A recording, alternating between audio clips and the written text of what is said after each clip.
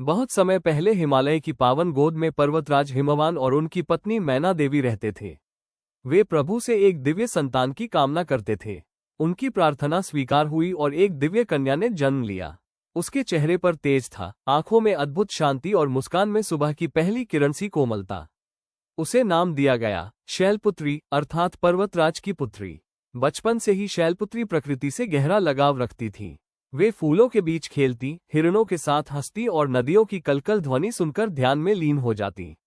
उनका हृदय करुणा से भरा था और उनके पास आते ही हर जीव सुरक्षित महसूस करता। माता पिता उनकी सरलता और भक्ति से अभिभूत रहते, परंतु भीतर जानते थे कि उनकी पुत्री किसी महान उद्देश्य के लिए जन्मी है। जैसे जैसे वो बड़ी हुई, उनका हृदय भगवान शिव की भक्ति में डूबता चला गया। हर सुबह वे ध्यान लगाती, आंखें नम होकर शिव का नाम जपती। उन्हें न धन की इच्छा थी, न वैभव की लालसा, सिर्फ शिव का सान्निध्य चाहिए था।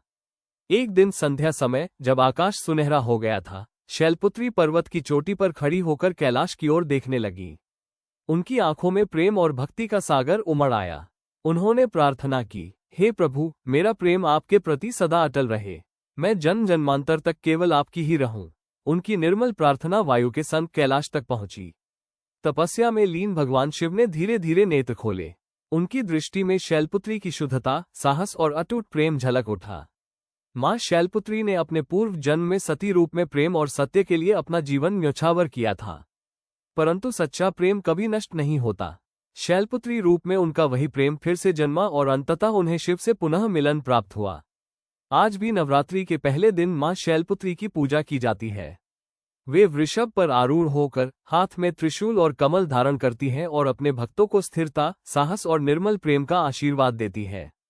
मां शैलपुत्री हमें ये सिखाती है कि प्रेम कमजोरी नहीं, बल्कि सबसे बड़ी शक्ति है। वो शक्ति जो पर्वतों को भी हिला सकती है और आत्मा को परमात्मा से मिला सकती है।